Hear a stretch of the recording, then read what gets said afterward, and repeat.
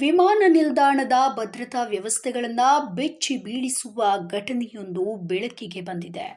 ಕಾಬೂಲ್ನಿಂದ ಹೊರಟ ವಿಮಾನದಲ್ಲಿ 13 ವರ್ಷದ ಅಫ್ಘಾನ್ ಮೂಲದ ಬಾಲಕನೊಬ್ಬ ದೆಹಲಿಗೆ ಹಾರ್ತಾ ಇದ್ದ ವಿಮಾನದ ಹಿಂಬದಿ ಚಕ್ರದ ಭಾಗದಲ್ಲಿ ಅವಿತಿಟ್ಟುಕೊಂಡು ಸುರಕ್ಷಿತವಾಗಿ ದೆಹಲಿ ತಲುಪಿದ್ದಾನೆ. ವಿಮಾನದ ಹಿಂದಿನ ಚಕ್ರದ ಅಡಿ ಅಡಗಿಕೊಂಡು ಭಾರತಕ್ಕೆ ರಹಸ್ಯವಾಗಿ ವಿಮಾನ ಹತ್ತಿದ್ದಾನೆ. ವಿಮಾನದ ಹೊರಗೆ ಅಡಗಿ ಕುಳಿತು ಜೀವಕ್ಕೆ ಅಪಾಯವಿದ್ರೂ ಕೂಡ ಆ ಬಾಲಕ 94 ನಿಮಿಷಗಳ ಕಾಲ ವಿಮಾನದಲ್ಲಿಯೇ ಇದ್ದು ದೆಹಲಿಯ ಇಂದಿರಾ ಗಾಂಧಿ ಅಂತಾರಾಷ್ಟ್ರೀಯ ವಿಮಾನ ನಿಲ್ದಾಣವನ್ನ ತಲುಪಿರುವುದು ಅಚ್ಚರಿಯನ್ನ ಮೂಡಿಸಿದೆ. ಯಾಕಂದ್ರೆ ಸಾಮಾನ್ಯವಾಗಿ ವಿಮಾನದ ಚಕ್ರದ ಹತ್ತಿರ ಹೋಗುವುದು ಅಸಾಧ್ಯದ ವಿಷಯ.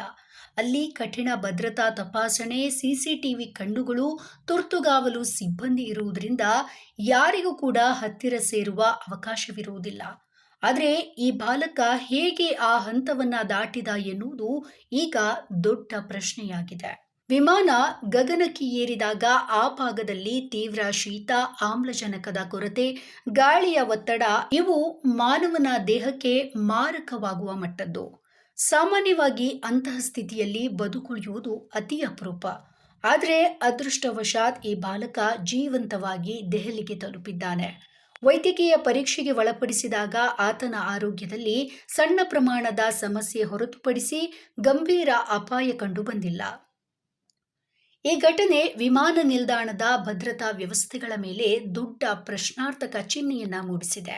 ಇಷ್ಟು ಕಠಿಣ ನಿಯಮಗಳ ನಡುವೆ ಬಾಲಕ ಹೇಗೆ ವಿಮಾನದ ಹಿಂಬದಿ ಚಕ್ರದೊಳಗೆ ನುಗ್ಗಿದನು? ಭದ್ರತಾ ಸಿಬ್ಬಂದಿಯೇ ಗಮನಿಸದೇ ಬಿಟ್ರೆ? ತಪಾಸಣೆಯಲ್ಲಿ ವೈಫಲ್ಯ ಉಂಟಾಯಿತೆ? ಈ ಬಗ್ಗೆ ತನಿಖಾ ತಂಡಗಳು ಸಂಪೂರ್ಣ ವಿಚಾರಣೆಯನ್ನ ನಡೆಸ್ತಾ ಇದೆ. ಬಾಲಕ ಪ್ರಾಣ ಕಳೆದುಕೊಂಡಿದ್ದರೆ ಇದರ ಹೊಣೆಗಾರಿಕೆ ಯಾರು? ವಿಮಾನ ನಿಲ್ದಾಣದ ನಿರ್ವಾಹಕರು, ಭದ್ರತಾ ಸಿಬ್ಬಂದಿ, ವಿಮಾನ ಕಂಪನಿ ಎಲ್ಲರ ಮುಂದೆ ಪ್ರಶ್ನೆಗಳು ಎದುರಾಗಿದೆ. ಯಾಕಂದ್ರೆ ಪ್ರಯಾಣಿಕರಷ್ಟೇ ಅಲ್ಲ, ವಿಮಾನಕ್ಕೆ ಹತ್ತಿರ ಬರುವ ಪ್ರತಿಯೊಬ್ಬರ ಸುರಕ್ಷತೆ ಖಚಿತಪಡಿಸುವುದು ಇವರ ಜವಾಬ್ದಾರಿ. ಈ ವಿಮಾನವು ಕಾಬೂಲ್ನ ಹಮೀದ್ ಕರ್ಜೈ ಅಂತಾರಾಷ್ಟ್ರೀಯ ವಿಮಾನ ನಿಲ್ದಾಣದಿಂದ ಬೆಳಿಗ್ಗೆ 8:46ಕ್ಕೆ ಭಾರತೀಯ ಕಾಲಮಾನಕ್ಕೆ ಹೊರಟು ಬೆಳಿಗ್ಗೆ 10:20ಕ್ಕೆ ದೆಹಲಿಯ ಇಂದಿರಾ ಗಾಂಧಿ ಅಂತಾರಾಷ್ಟ್ರೀಯ ವಿಮಾನ ನಿಲ್ದಾಣದಲ್ಲಿ ಇಳಿಯಿತು.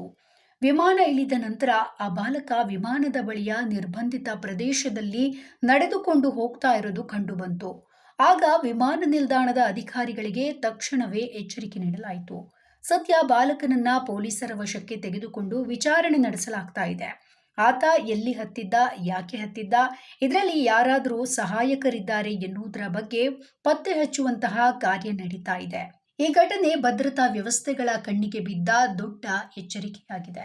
ಒಟ್ಟಿನಲ್ಲಿ ಬಾಲಕ ಬದುಕುಳಿದಿದ್ದಾನೆ ಅನ್ನೋದು ಅಚ್ಚರಿ ಮತ್ತು ಖುಷಿಯ ವಿಚಾರ.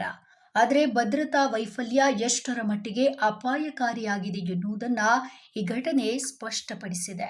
ಅಫ್ಘಾನಿಸ್ತಾನದ ಜನ ಇಂತಹ ಅಪಾಯಕಾರಿ ಹೆಜ್ಜೆಗಳನ್ನು ಇಡುವುದಕ್ಕೆ ಪ್ರಮುಖ ಕಾರಣ ಅಲ್ಲಿ ನಡೆಯುತ್ತಿರುವಂತಹ ಬದುಕಿನ ಹೋರಾಟ. ಅಲ್ಲಿ ಕಳೆದ ಹಲವು ದಶಕಗಳಿಂದ ಯುದ್ಧ, ಉಗ್ರರ ದಾಳಿ, ರಾಜಕೀಯ ಅಸ್ಥಿರತೆ, ಬಡತನ, ಉದ್ಯೋಗದ ಕೊರತೆ, ಶಿಕ್ಷಣ ಮತ್ತು ಆರೋಗ್ಯ ವ್ಯವಸ್ಥೆಯ ಕುಸಿತ ಇವೆಲ್ಲವೂ ಜನರನ್ನ ಹತಾಶೆಯ ಗಡಿಗೆ ತಳ್ಳಿದೆ. ವಿಶೇಷವಾಗಿ 2021ರಲ್ಲಿ ತಾಲಿಬಾನ್ ಮತ್ತೆ ಅಧಿಕಾರಕ್ಕೆ ಬಂದ ನಂತರ ಪರಿಸ್ಥಿತಿ ಇನ್ನಷ್ಟು ಗಂಭೀರವಾಗಿದೆ. ಉದ್ಯೋಗಾವಕಾಶಗಳ ಕೊರತೆಯಿಂದ ಜನರಿಗೆ ದಿನನಿತ್ಯದ ಊಟವೇ ಸಿಗದ ಸ್ಥಿತಿ. ಹಲವಾರು ಕುಟುಂಬಗಳು ಹಸಿವಿನಿಂದ ಬಳಲ್ತಾ ಇದೆ. ಹೊಸ ಬದುಕಿನ ಹುಡುಕಾಟ. ಈ ಎಲ್ಲ ಒತ್ತಡಗಳಿಂದ ಪಾರಾಗಲು ಜನರು ಯಾವುದೇ ಮಾರ್ಗವನ್ನ ಪ್ರಯತ್ನಿಸ್ತಾ ಇದ್ದಾರೆ. ಅದು ವಿಮಾನದ ಚಕ್ರದಲ್ಲಿ ಅಡಗುವುದು, ಗಡಿ ದಾಟಿ ಓಡಿ ಹೋಗುವುದು, ಇಲ್ಲವೇ ಅಕ್ರಮವಾಗಿ ವಿದೇಶ ಪ್ರವೇಶಿಸುವುದೇ ಆಗಿರಲಿ. ಏನಾದರೂ ಸತ್ತು ಬಿಟ್ಟರೂ ಪರವಾಗಿಲ್ಲ, ಕನಿಷ್ಠ ಸ್ವಾತಂತ್ರ್ಯ ಸಿಗುವ ಜಾಗಕ್ಕೆ ತಲುಪಿದ್ರೆ ಬದುಕು ಬದಲಾಗಬಹುದು ಎನ್ನುವಂತಹ ನಿರೀಕ್ಷೆಯಲ್ಲಿ ಇಂತಹ ಅಪಾಯಕರ ನಿರ್ಧಾರಗಳನ್ನ ತೆಗೆದುಕೊಳ್ತಾ ಇದ್ದಾರೆ.